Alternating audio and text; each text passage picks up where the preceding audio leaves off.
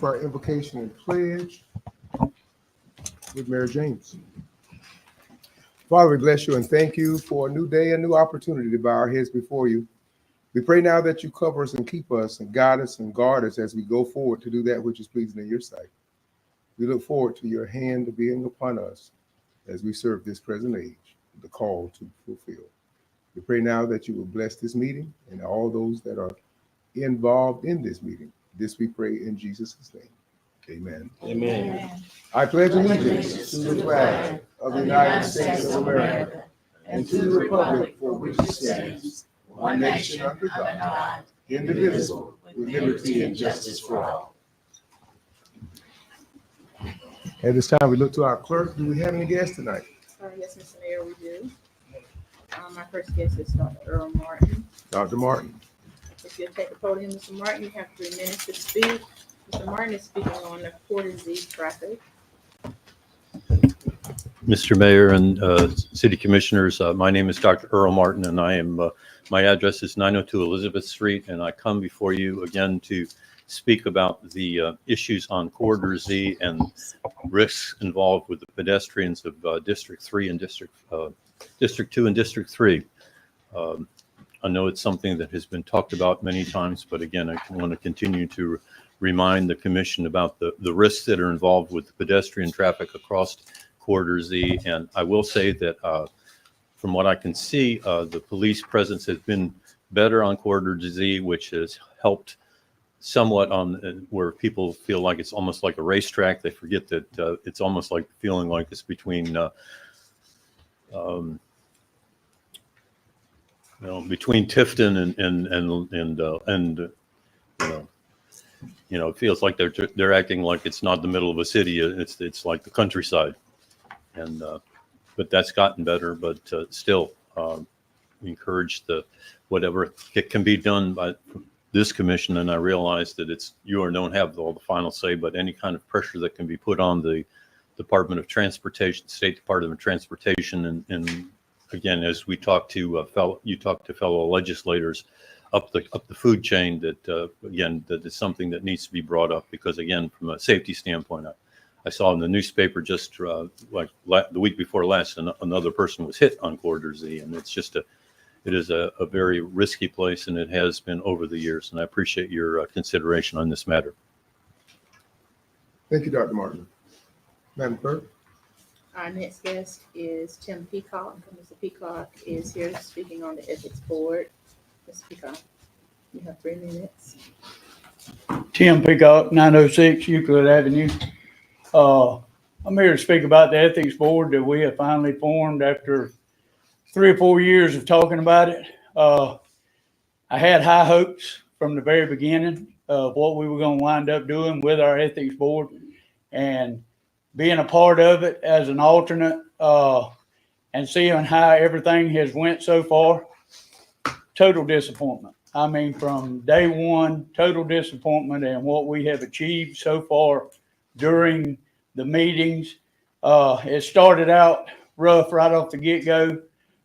We had a man come forward, try to do a complaint. He talked about all kinds of things that were very suspect about one of our commissioners that gives of their time to help do things right for this city. After 15 minutes of this man being questioned, we decided we would swear him in. We didn't swear him in when he got up to talk, and that was what we should have done from the get-go. Who dropped the ball on that? I'm not pointing any fingers, because it's not hard to figure out who done that. There's been mistake after mistake after mistake made during this.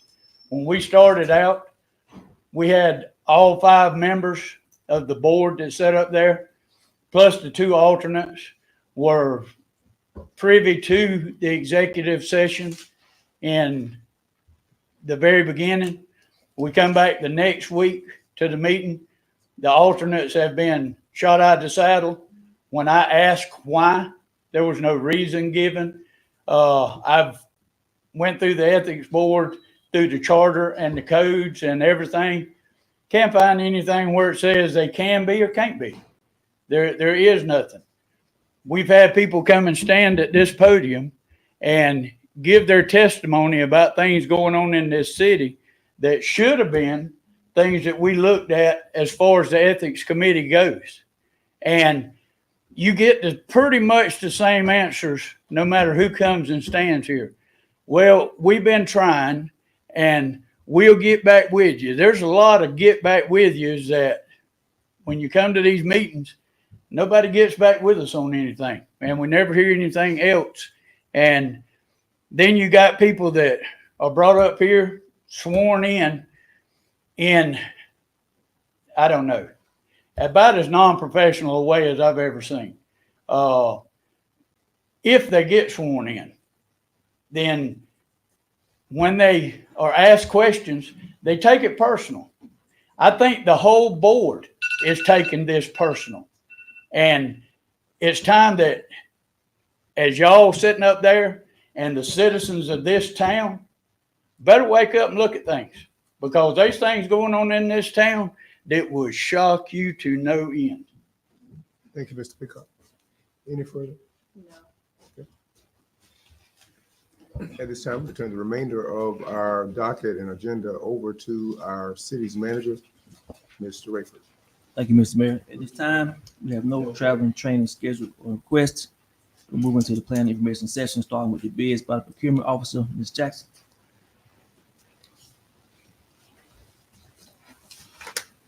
Mr. Mayor, Commissioners, purchasing has two items before you this afternoon. The first one is for surplus items.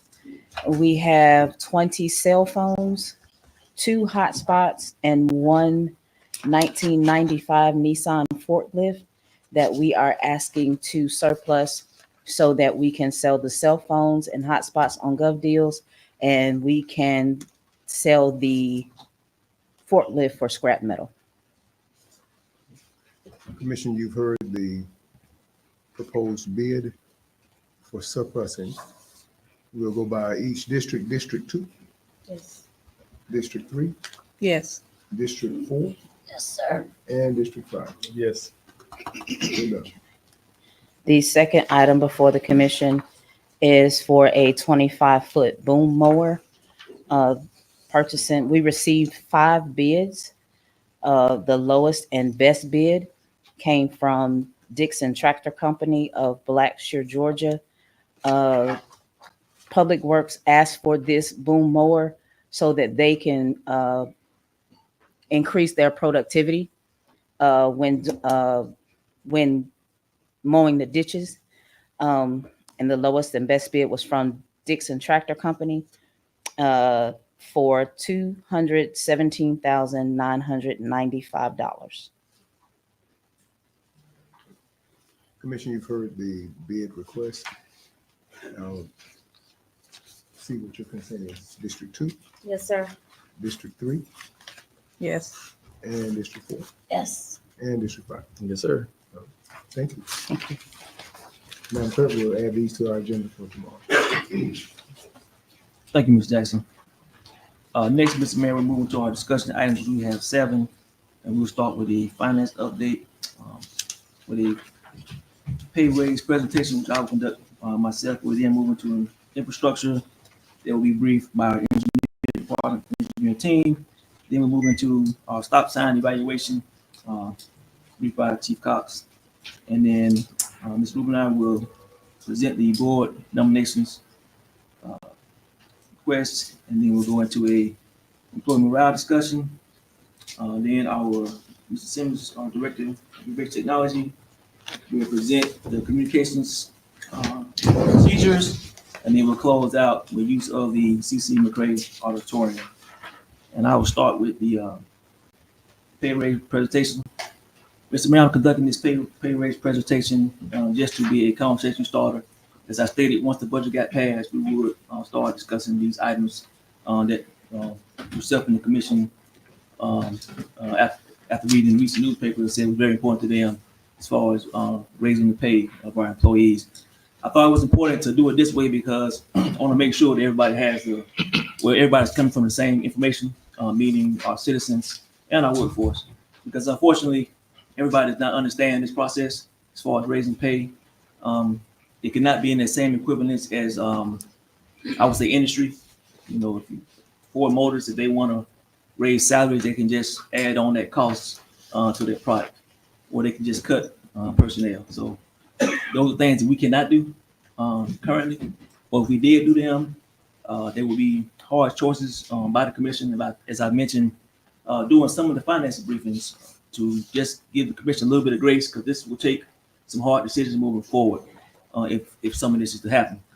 As you all know, this previous budget, you gave the workforce a 2.5% initial COLA adjustment, and then another 1% in a later time, which came to 3.5%.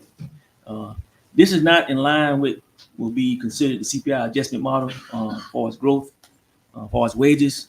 We should be in the area of between 3 to 6%, just to be compared with other cities, same size, same scale, same scope. So that would be the goal. Right now, if we did nothing except cut back on certain areas, I am comfortable with saying we could maintain a 3 to 4% COLA adjustment, but ideally we would like to get in that 3 to 6% area at some point in time. I have mentioned in the past about things we could do, but for this time right now, I do want to make sure that I present the main problems so everybody understands. So I'm gonna start there. So as you know, we're not like the federal government or industry. We have to have a balanced budget. We can't just do stuff because we want to or we like to or it feels good. We have to have a balanced budget, meaning revenue and expenses must equal out. So we can't overextend ourselves with our budgets. To do this, in regards to pay raises, the first topic would be revenue and how we generate revenue or how we create revenue.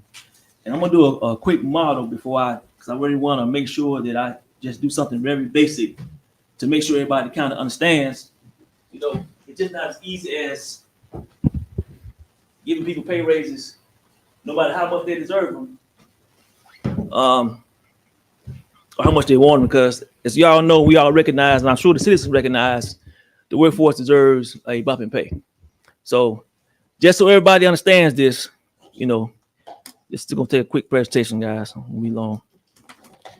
I'll make sure we all get this, because like I say, this is a hard choice and it has been kicked down the road sometime.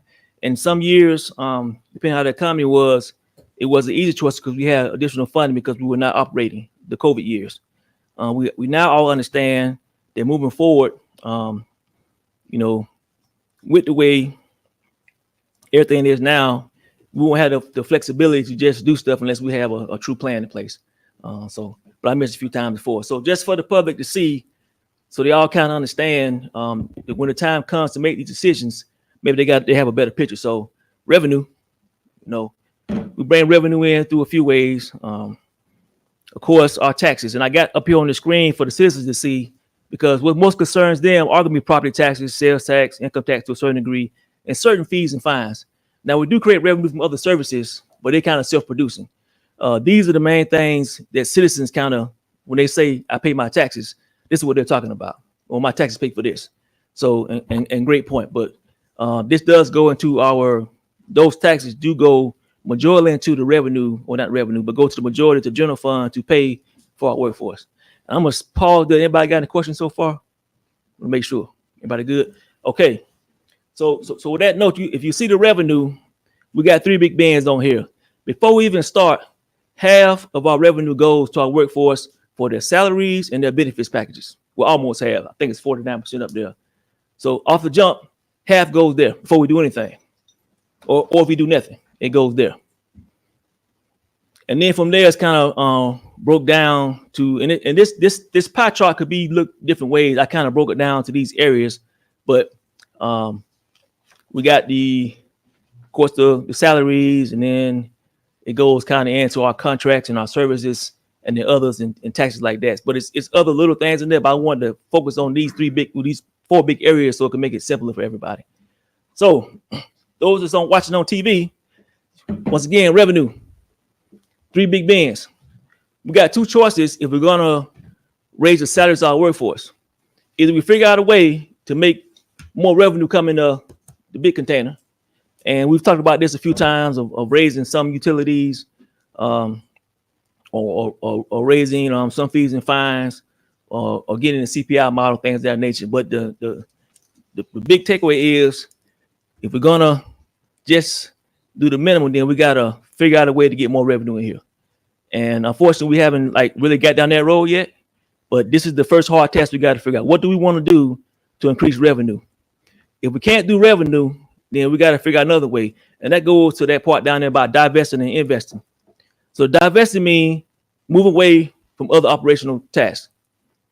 So going to this first pool will be workforce salaries and benefits package.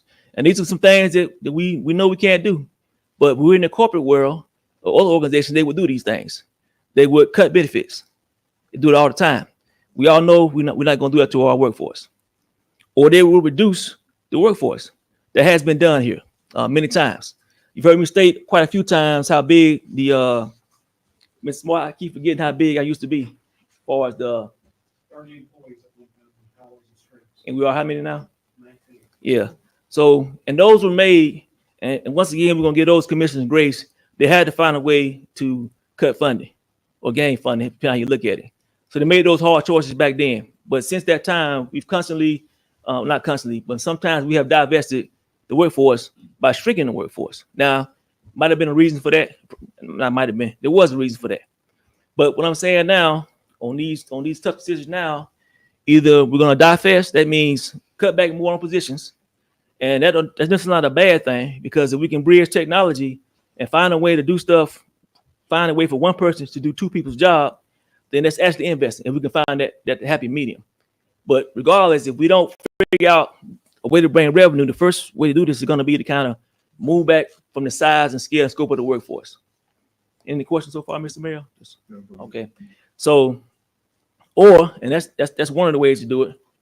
Or we kind of decrease our other operational expenses. During this last storm, I want to say and Mr. Smart, you can correct me again, how many gallons of gas did we go over for the budget for diesel? We actually spent almost $12,000 in diesel just to keep the generator going. Yeah. So once again, not budgeted for, and unfortunately, that's going to become our reality moving forward, because we've had a storm since I've been every year, a major storm that impacted our budget. So I have to start asking myself, what can we divest from operational wise, contract wise here, to ensure that those things that continually come up don't put us in a significant disadvantage financially, budget wise. So one thing I'm looking, I mention this all the time about benchmarking. If we're going to spend 10,000 gallons of gas every summer to cut our areas, that means the parks, the right of ways, and things of that nature, we might need to figure out a way to get down to $8,000 worth of gas. That means cutting less, or in some cases, not cutting at all, and just returning that portion of whatever it is back to nature. Many commissioners have mentioned other cities doing that, but that's something we have to do. So what I'm trying to articulate now before I get back to my slide is either we increase the revenue or we decrease the expenses. Hard task, but we can't just throw stuff out in the air. Is that we don't want to give people raises, because we do, but to do those things, we got to have these conversations. So and to go back to the divest and invest thing statement down at the bottom, also divesting. You've heard me talk about why we're harping so hard on getting this new technology up as far as our software system. We lose a lot of money because we're behind on times, just simply on software, just doing simple mitigations or collections. We're like 5 years behind on collections because we didn't have a way to do it. Our software is too outdated. So when we do invest in our new software, what we are doing, then that's going to bring us any revenue. The same way when we fix this meter situation and can get the proper read on the meters, that will give us more revenue. So we do have options. But with that being said, the main options to kind of really get this going is to raise some of those taxes, some of those fees, some of those services. I won't go into that right now, but I do want to put that out to make sure that everybody clearly understands how this works, because as you know, we have a lot of citizens and people in our workforce who don't understand. And I don't want them to walk around angry because they think we're doing nothing when that's not the case. We're trying to really figure this out, because whatever y'all decide to do, it's got to be sustainable for a long period of time. And we all know how stuff fluctuates. We can have another storm come in back to back, and then we're in the same boat again. maybe not be able to pay those raises that we put out there. So I want to kind of do that real quick, Mr. Mayor. I didn't want to pour the water because I didn't want to spill over on this nice cookie we got. But I really wanted to say that because, like I said, we got articles in the newspaper and other things we've said that kind of go against what I feel like we're trying to do. And I think I've briefed this many times before about the importance of figuring out increased revenue. So I'm going to pause there for any questions about this quick presentation on pay raises.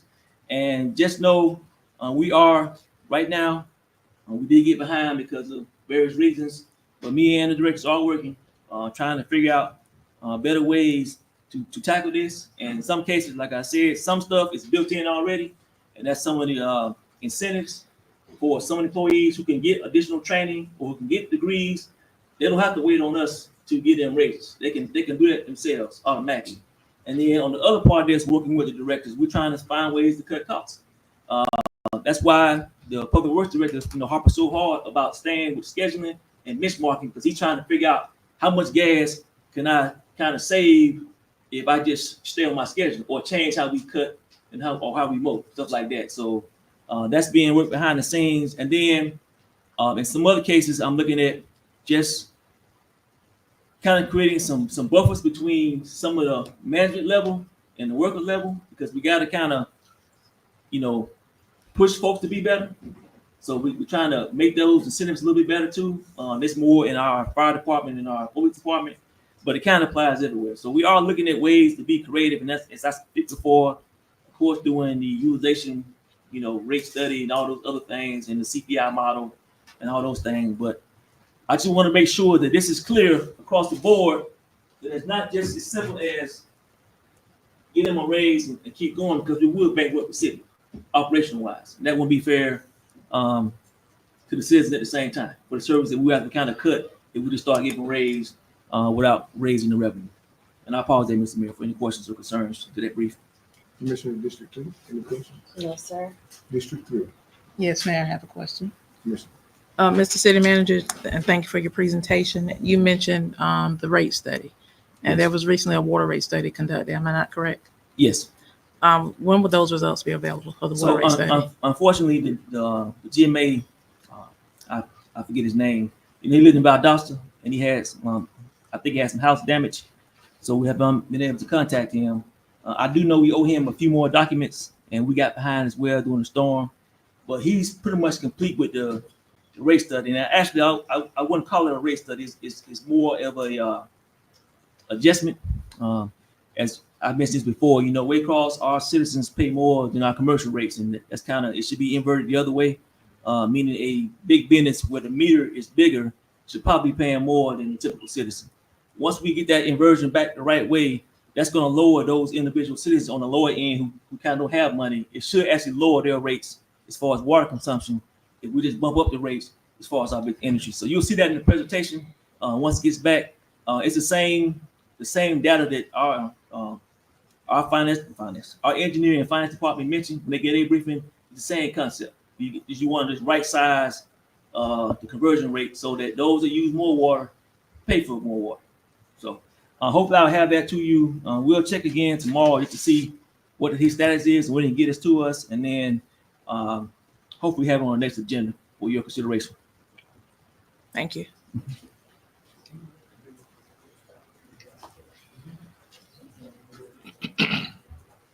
Are there any additional questions, Mr. Mayor? District 4. I had one. When we did the rate study, we did it on commercial and residential.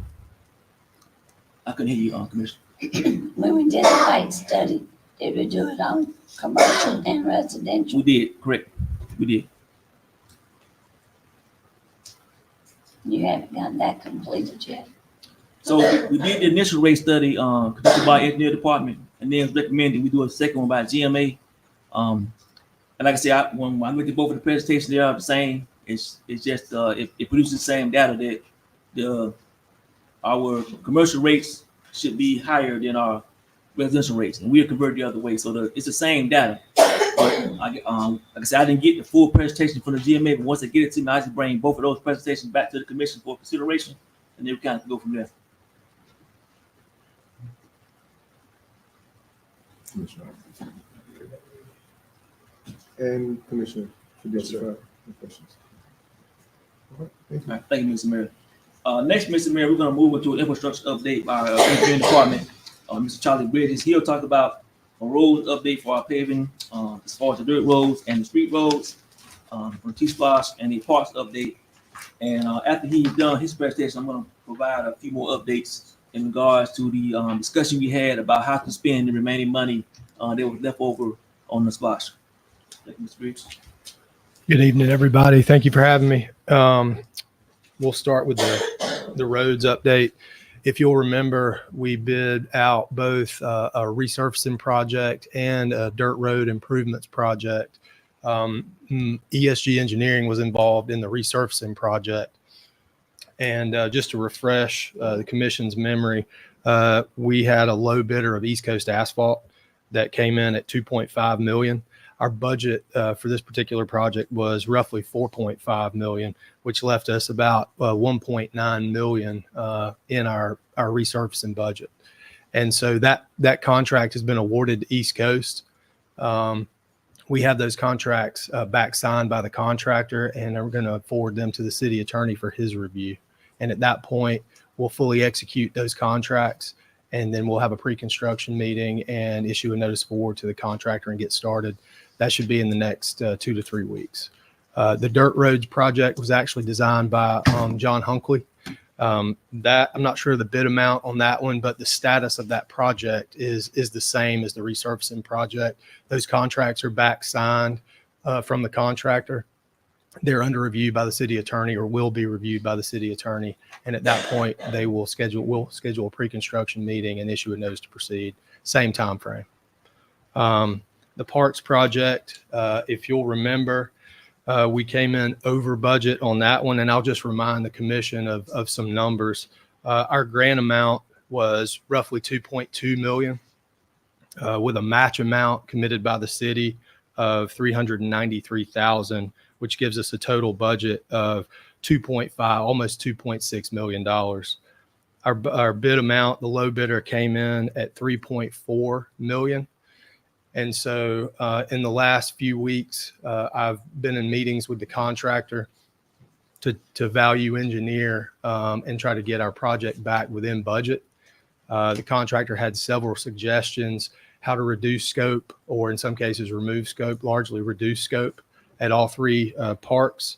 And I've provided a summary of that to the city manager, and he and I are scheduled to review that, make sure everybody understands where we are.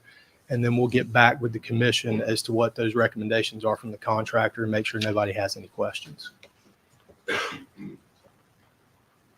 Commissioner, do you have any questions of Mr. Bridges?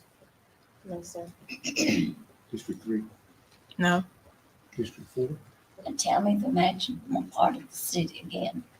Ma'am, The matching part of the city, it's for the parks project. It's $393,150. and that's the grant was $2.2 million. 2.2. Yes, ma'am. So But that we had to come up with $3 million. no, ma'am. We're going to get that total budget, our project, down under the budget amount. So it'll be the 2.5 or less. Okay. So there'll be no matching funds. Your matching funds will remain the same. Right. Yes, ma'am. That's not, parts and 4 and 5 are not included. Bailey Street Park, Elizabeth Park, and Garlington Park were the 3 parks that were applied for.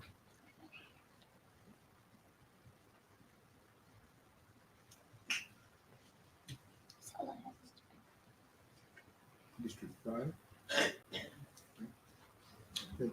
Mr. Mayor, before Charlie sits down, so as he mentioned, we were under budget for the paving roads, and next road was, I think, Scrivens. Scrivens would be more than that. Was it 1.9 million left over? We had left over, we had 1.9. Scriven, the estimate on Scriven is roughly 2.6 to do the whole road. And I did mention to the commission about maybe doing the next 4 streets on the list, or we could try to make that money work on Scrivens and stay in line with the agreement of the GDOT data and our robotics data that we voted on. So I'm inquiring now, or requesting now, does the commission have a preference? We can figure out how to make Scrivens work with that 1.9, I think, but we don't want to half do it, especially once you open up and look at the internals inside as far as the drainage, or we can move on to I think it's 4 or 5 more streets. It was right at 5, G Street, Norwood, Jones, Ware, and Palm Beach were the next 5. So we're just asking now, I guess, can we get a consensus? Is it or do you need more data before you make that decision? Or could we go ahead and make a decision now and just move forward? So we can go ahead because we have to rebid this regardless because of the amount of money. That 1.9 million, we got to rebid that regardless. Can't just add it to the current project. Okay, let me ask one question. The question regarding that, you're saying that 1.9 million is what we have left, Yes. and then the Scriven would be 1.6, but you're thinking. No, it would be 2.6. 2.6. 2.6, okay. Yes, sir. So then we're saying rather than to do the 2.6, because we'd be under or over then we would rather do the smaller streets, which you mentioned with 5 of them. Correct. Would that fall within that scope? Yes. Within that? Okay. Yes. That was just the only question I had. But District 2, I say let's do the smaller streets. District 3. What was the question? The question, I think, was more or less, what did we want to do? Did we want to go ahead and try to do Scriven? But it appears that Scriven is going to be more than we have. But we do have enough that we can dispense and disperse amongst the other streets. And we're just trying to find out what the commission wants to do. If we can give him the Name go the ahead. streets that you have in mind.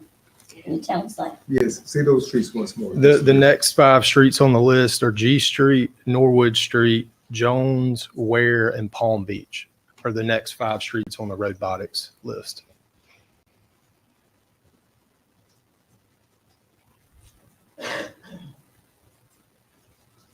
Let me ask a question. Yes, ma'am. So on the robot list, those are mostly in, I don't know what district those are in, I don't know either. but I don't think none of them in 4 or 5. You have it in either of those streets.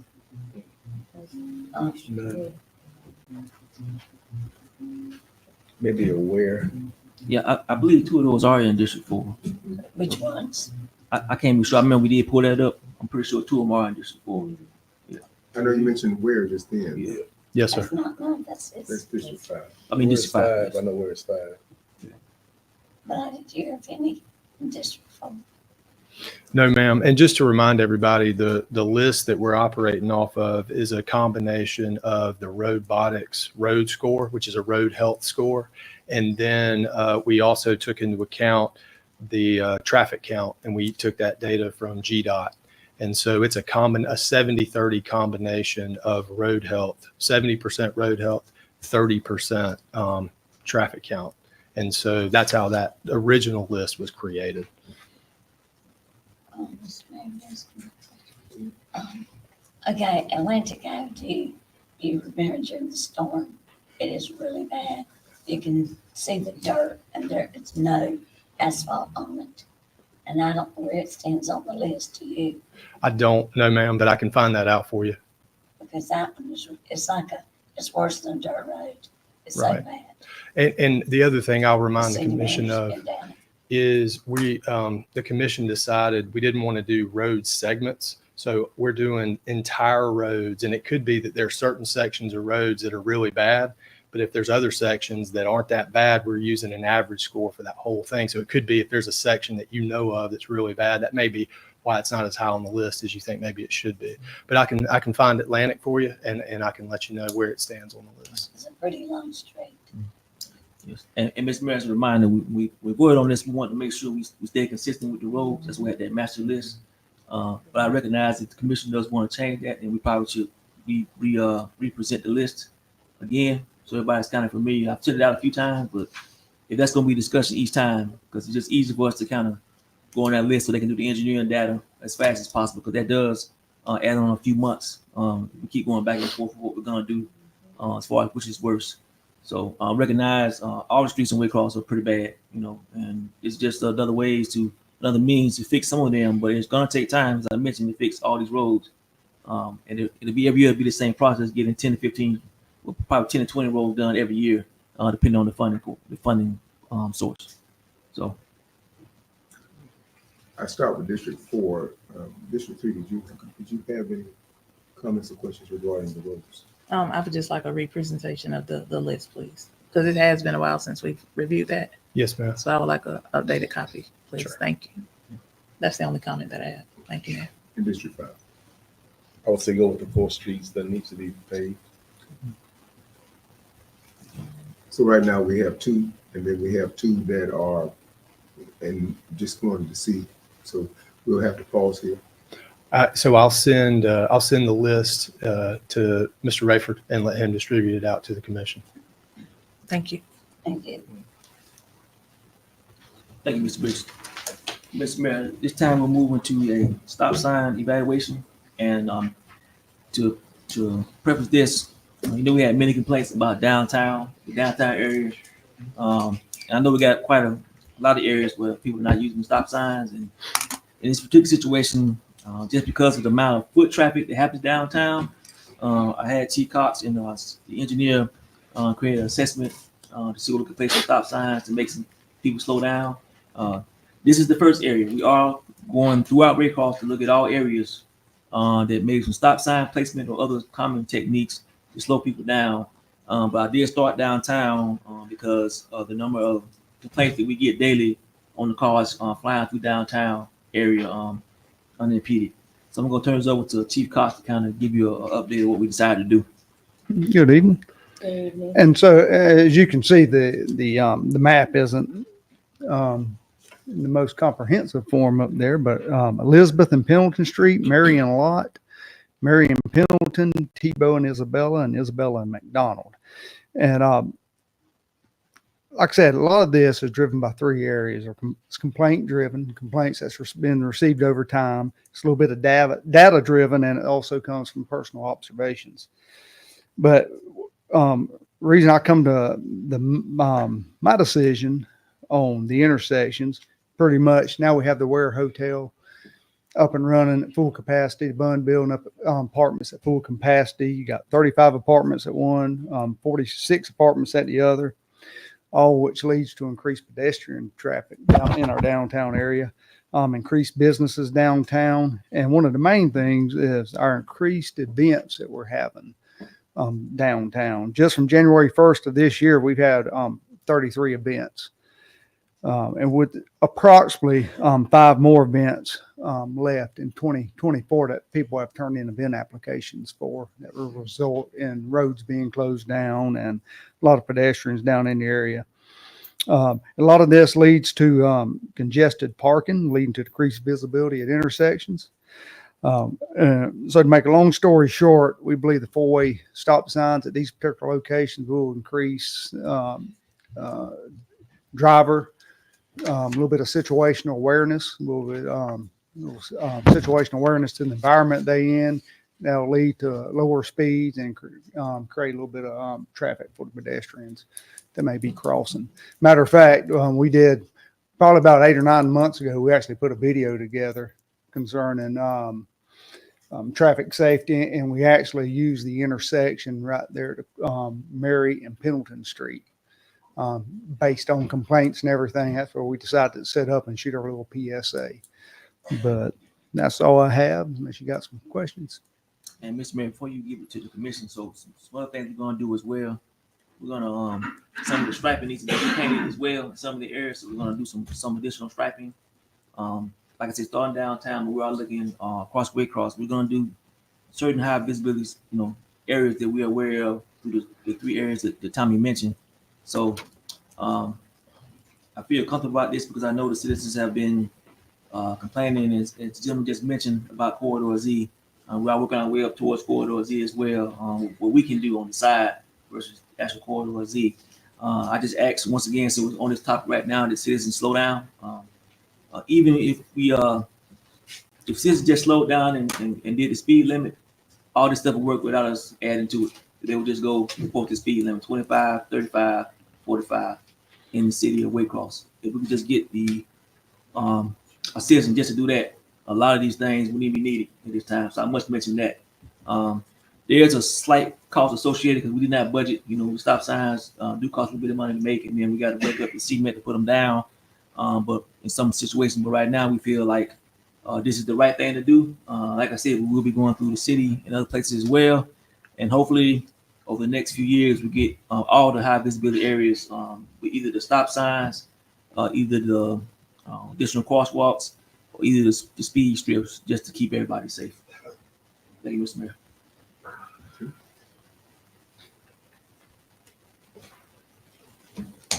If there is an ask, what would that be, Chief? I'm sorry? If there's a specific ask for the commission, what would you want to hear from them? If they had any questions or concerns about locations or why we chose them or anything like that. District 2, any questions? No, sir. District 3? Yes, I have a question, Mayor. You mentioned a slight cost associated with the high visibility areas. How much is that cost? How much are you anticipating that cost to be? I forget those back to you, Commissioner. I'm just making the point that I don't know now because we have to put the stop signs in the cemented areas. We might have to break up the cement. That cost I'm not aware of at this time. And we won't know until we start implementing the stop signs. Once I get that cost, I will let the commission know. I didn't want to do too much. That's why we're doing this small focus area right now. And then from here, we'll kind of make a better assessment of how much we can do each time that we do it. Okay. Do you have a follow-up question, Commissioner? District 5? No, sir. All right, thank you, Mr. Mayor. Next, Mr. Mayor, we're moving to a board nomination request by Mr. Jason Woodward. Thank you, Mr. Mayor, Commissioners. Before you should have a nomination request by the Waycross Ware County Development Authority. As you are well aware, you have 4 representatives on the Waycross Ware County Development Authority that represent the city, 1 being the mayor, and then 3 positions that are nominated by our board and presented to you. This is a position that was vacated by Christopher Kovacs, who was working at the hospital, and in July, he was reassigned to Jacksonville, Florida, so he had to vacate the position. We did advertise this position for a month and a half from the time of announcement through about mid-September. We had 5 applicants that were qualified by having some type of experience that ties into the industry sectors that we have in our community. And we presented these to the board of directors and went through, vetted each one, make sure that they were residents of the city. And the board decided to nominate Mr. Brian Jackson to each of you for consideration and approval. The term will start once the city approves his appointment and will continue through December 31st, 2025, when applications will be opened back up prior to that date to either, if he wants to serve again in his own right, in own capacity, he can, or we can fill it by another qualified candidate. It's very important that when we're putting people on the Waycross Ware County Development Authority board, we don't overload the board with one industry sector versus another. We try to keep it balanced through all of our sectors to make sure we've got strong representation across the board for when we're recruiting new business and industry to the area. We've got people that are knowledgeable about all the different sectors. So you're nominating, or at least bringing in the names, Mr. Jackson, Mr. Brian Jackson. Did we need to know, did the commission need to have any questions of Mr. Bauer, just to know who Mr. Jackson is? And I'll start with District 2. No, sir. District 3? No. District 4? What is his occupation? He actually works for Rich CPAC Corporation, which is located in St. Simon's Island, but they were formerly located here. The good thing about him not actually being in an industry here, when we're recruiting an industry, that may be conflicting or competitive, he's not associated with any like industry right here in the community, although he lives here. He does live in the city. He lives in the city. That's all, Mr. And District 5. So with that, I'm going to ask for districts 2 through 5 to give permission to put that name on our agenda tomorrow so that we can give consent tonight and then a vote tomorrow. Okay. District 2, Yes, sir. District 3, Yes. District 4, Yes. and District 5. Yes, sir. Yes, sir. Thank y'all. Thank you. You're welcome. Thank you, Jason. Next, Mr. Mayor, moving to employee morale. And I just, we won't speak on any names or anything like that. Because can't legally. I just want to bring it to the attention of the commission. It has been a long few months with the city and our employees for a lot of reasons. Some of them are, living check to check. I think we recognize that. And I know we're all trying to take steps to figure that out. Some of them, all of us just went through that recent storm. So a lot of them are dealing with that. And we got a lot of other stuff going on that causes a lot of confusion with the workforce. And it is creating an environment not conducive to us getting our job done. And I'm bringing it to the commission now because, one, I want to fix it. It's very important that it's said openly out in the public and in front of our workforce, because I don't want them to keep thinking we do stuff behind closed doors, especially when it comes to their way of being and morale. I did put a statement on your desk for you to look at. There's a few more coming, possibly a few more people resigning. And I just think it's important now that we mean what we say when we say we care about the workforce. And some few things I just want to bring to the attention of the commission that I've kind of stated some times before, but now I'm asking you, I'm requesting of you to really help our workforce. We still go to them directly for stuff. And I mentioned a few times before how that put them in a certain kind of mode, especially when this ties back to getting stuff done when I'm trying to stick to scheduling. And I don't know what happened before I got here. I mean, I've heard rumors or whatever. We still operate in that mode sometimes. And it's not fair to the workforce to be in fear of anybody, including myself. So I'm just asking, once again, we have this charter. It says how it's supposed to work. If we could all do as it says to do. Next part,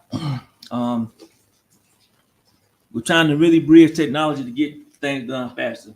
I send you my calendar every Monday afternoon. If you're not getting it, please let me know, because I'm assuming you're getting it, so that you can know my whereabouts and my meetings and my interaction with citizens. So if I don't answer a phone call or a text, you'll know I'm in a meeting at that point in time. But if something needs to be done, this is the great thing about our app, that you, even the commissioner, can just take the picture of the situation. That moves faster than me, faster than anybody here. And I'll use an example with you, Mr. Mayor. When you called me about a pothole that was already done, you called me at 7 o'clock in the morning. And because that citizen had called at 6 o'clock in the morning, it already went through the system, and Mr. Smart's team had already filled the pothole.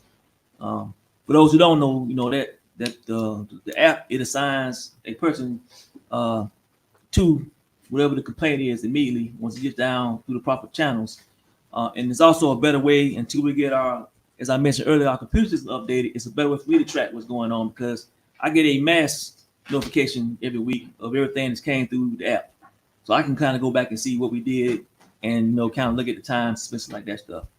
So if anybody's not comfortable with my response time and feel like I have to talk to one of the directors or whatever, I just say, if you want speed, that's the fastest way to do it. So if you just want speed, because that does cause confusion when we send, even if you text both of us at the same time, it still causes confusion about when stuff should get done. especially if I don't initially answer the text myself because I am in a meeting. Hopefully that you see this on my calendar. And the last thing, like I said, it's been a trying year. I think we all recognize that for a lot of reasons.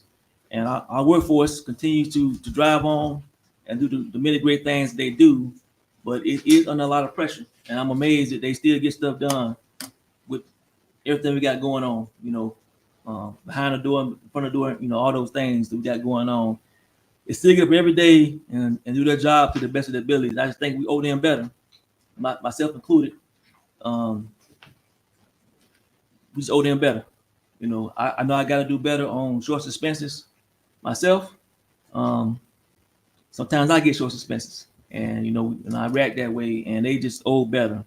And I could go on about a few other points, but if you read that one document, like I said, I need y'all to pull back in some cases from them, because it is putting them in a bad situation. And I don't want anybody to quit. And those people workforce right now, if you're listening right now, please don't quit. We're just going through a real spot right now. We're gonna figure this out. You value, I know y'all value their support, but if we can figure out how to stay within what the charter says does, I think that would be the first person we start.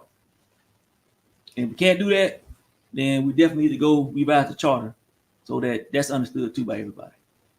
And I'm gonna stop here. Any comments, District? Yes. Mr. Mayor, I think we need to go into executive session to address what you just said, because we don't need to lose employees over things that we should be taking care of ourselves, because we are responsible. We should know our responsibilities, and we should not be asserting our authority based on titles. So if you will, Mr. Mayor, I would like to go into executive session when this is over. At the end, you can motion. Yeah. Then we can do that. It's not on the agenda, Mr. Mayor. And Commissioner Hopkins. Yes. Yes, ma'am. Did you want to say something? It's on the agenda. It's on the agenda. isn't it? It Well, always it's is. executive session Yes. already. Thank you, Mr. Mayor. Next, we'll move into a presentation for communications procedures. And what we'll do, we'll just, after the meeting, Mr. Simmons will give you your updated phones, and Mr. Simmons is gonna kind of go into this while we're doing this. But once again, after the storm, we had the Mr. Simmons teams put out the auto surveys, and some of the feedback that came back is that they were not aware of what number to call in certain situations, and they might have had a previous number or a cell number or personal number. And I just felt like it was best that, I know sometimes I go between 3 phones, but that we stick with one number for our citizens to call, and it needs to be posted on our website. So a new citizen or an uninformed citizen who does not know maybe sometimes who their commissioner are, we have a new commissioner coming in here shortly probably, that be on our website, on our Facebook page. So those citizens, those districts can reach out to their commissioners. And by doing it this way, we'll keep the same phone numbers between districts, regardless of when the commissioners come and go. When you change out, if you change out in 3 to 4 years. And the last part of this, it goes back to that app. Like I said, I encourage the commissioners to go ahead and dive deep into that app. Like I say, once we get our software connected to it, where you're able to look at the work orders and track everything you want to track, it's going to be that much more value added. But to go ahead and look at that, and Mr. Simmons can walk you through the app, install it, and give you a tutorial on how it works if need be at a later date and time. But we want to do this as soon as we can. The same thing with your iPads and all that technology that you have. I'm going through that right now, as Ms. Jackson did. We're going to start surplus and stuff if we're not using it. But I do feel like the technology is the best way to bridge some of our communications gap, some of our performance gaps. That's why I keep pushing this. And because texting and calling sometimes, like I say, we have a lot going on, and me personally, I can't get to the phone sometimes. I can't see the text. But more important than that, I can see that the app working fast, as I mentioned. And then more important than that, if we had these phone numbers posted for citizens, they would actually know what number to call and when to call. So I'm gonna turn it over to Mr. Simmons for his remarks. Well, Mr. Rayford said just about everything I was going to say. So I'll just say that, like he said, we decided to use the cell phones because this allows you not to have to put your personal cell phone out. But also one of the benefit is like District 1, I can put this number out and no matter who wins tomorrow, the citizens in that community already know the number to call. So they can lock that number in and no matter who has that. So next year, if somebody else runs, it's the same number. They just keep that number.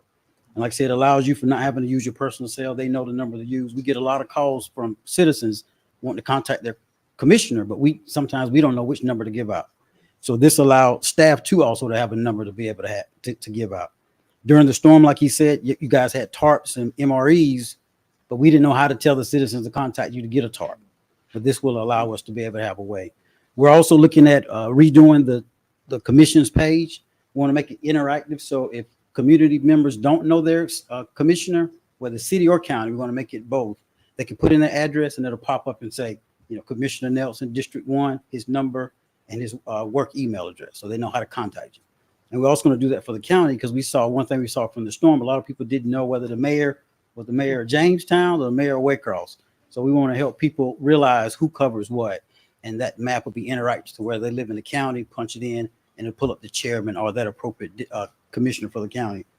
I would also just remind you not to put any of your personal information on because, again, this phone may go to the next commissioner, so you don't want any of your personal information.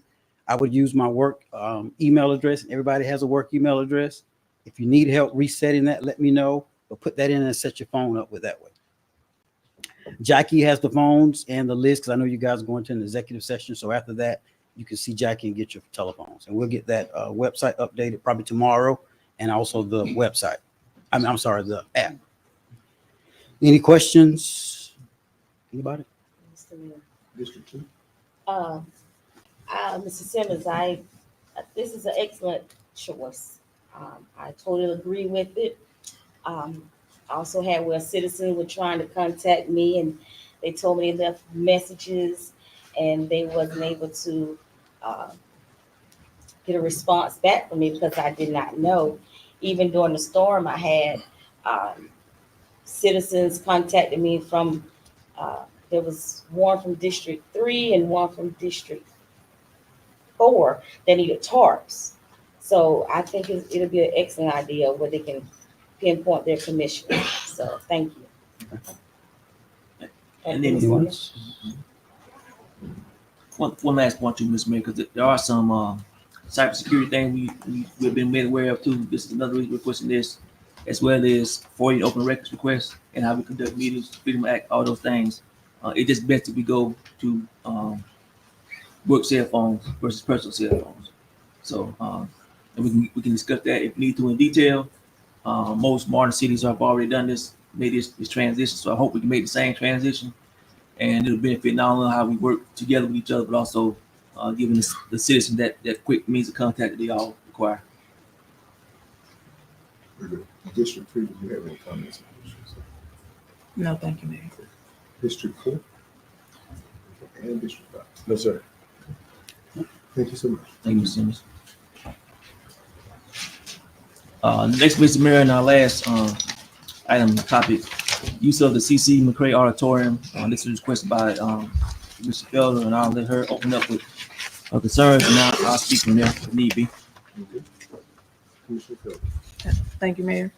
I appreciate you for adding this on the agenda. And the reason I asked was because I think that there was some misinformation that was put out there in the community regarding the use of the auditorium and who is allowed to use that auditorium at no charge versus those that are required to pay for the use of the auditorium based upon the rental agreement that has been noted, I believe, as a resolution, and also I believe in our charter with the city of Waycross. So if you would, could you explain that to the citizens so that the misinformation that was put out there regarding the use of the auditorium is clarified? So being transparent, because I'm still not sure of misinformation. I provide another statement on your desk there.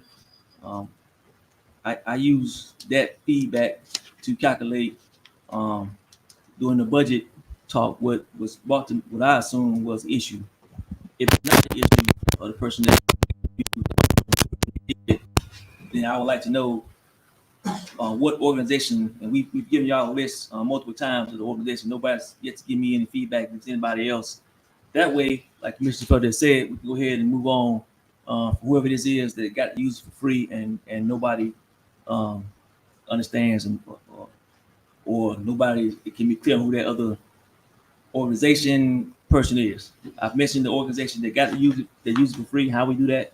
So anything city led, of course, you know, that's going to be at my discretion. Non-profits, things of that nature. The organization, not organization, the user in question, like I said, look at that information I provided you. That's why I brought that up. So it's the other sheet below that. So I'm trying to get clarification there. Like I said, I just want to move on from this, and I will, you know, we can, you know, apologize to that family if we offended them in any way. We did pass a resolution to conduct those events there and honor that family. But if somebody had, assuming one of the commissioners had an issue with it, if that's not the issue with that, then I just need to know what other organization we're talking about, so I can just clear this up right now for the public. Because, like Commissioner Felder said, we don't want any false information out there. So, Commissioner, did you have a specific conversation around this? Did you have a question or something? I understand that we were just mentioning the use of the auditorium. Yes. So is there a family or a group or anything that was, what was the misinformation? What was the miscommunication? You clarified the misinformation because it is in a resolution and a proclamation regarding that family. So I don't understand why the perception was put out there in the community, and it was based off of social media posts that I read by that family member, and I could not understand why they felt that way. When the discussion about the auditorium came up, it was not directed or implied at that family. Well, okay. So But because it is documented, well documented, I think that we can just move on from that. Okay, so just to be clear, we don't have any issues with anybody using the auditorium for free. We can move on, and we can move on, Mr. Mayor. Just want to make sure that's gone. Thank you, Mr. Mayor. Next, we'll move into privilege license renewals. We have quite a few. And I'm going to try to read all these tomorrow. Okay. So we'll read all these tomorrow, and this is us catching up. We did get behind because of the storm. We're catching up. We still got 8 privilege license renewals. We don't have any privilege license, no proposed ordinances. The resolutions you are aware of already, as far as the calendar, the cell phones, and the purchase of the mayor. And this time I'm purchase of the more. And this time I'll turn it over to the city attorney for history report or comments. I don't have any city attorney report, Mr. Mayor. Mr. Mayor, for my city manager report, this is going to tie in back to the some of the survey data that we received from the storm. It felt like that the city report was probably too much every week to kind of decipher. So I am revising that again, and we're going to move that to a monthly report, and it will be a summary of all the events that the workforce has done monthly. We're going to go ahead and change up. As you know, every day we post an update of what Public Works is doing. We're going to add the engineering department to that email as well, and then select information from the police and fire department, because based off of the survey data, we kind of send in what the citizens want to hear about. So moving forward, you're going to get a daily post, or actually next week, a daily post of all the events that the First Public Works is doing and what the engineers are doing, and it'll be select items from police and fire as far as what their operation is for the day, and that'd be daily moving forward. And it will be on our Facebook page, and then we're going to put a banner up on our website, so you can go to the website, do the same thing. And for those that subscribe to the email distribution list, you get an email saying the same thing. So those will be our 3 ways of communication moving forward to show our citizens what their tax dollars are doing every day. And those were the main areas that kind of, for their feedback for the survey they want to know about. And once again, the city report will be monthly I'm going to add the comprehensive plan too and a few more things. So it's going to be quite lengthy. But if I do it monthly that way, they'll have time to really go through it. But it will have the highlights as well from the daily stuff, but it won't be posted every day like that. So I'll pause if any questions on that. District 2, any questions? No, sir. District 3, any questions? No. District 4? No. And District 5? No questions, sir.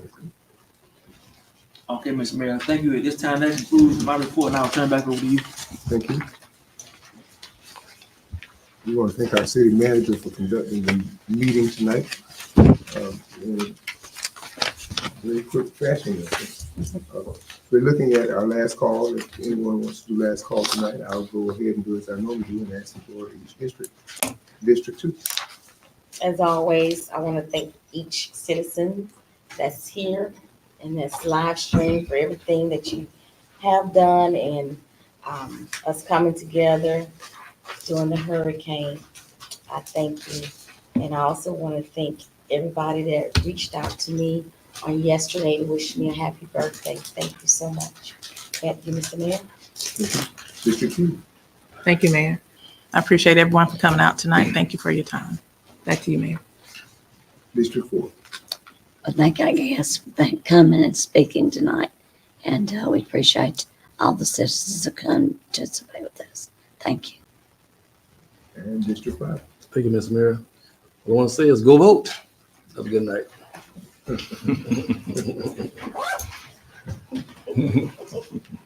Thank you all for being present tonight. We're getting ready to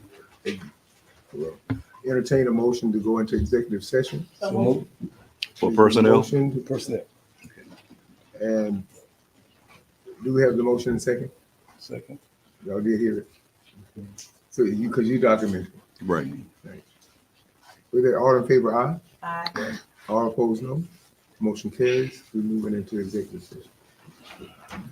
I think. Let me try to trash the rest of that. One sticking out.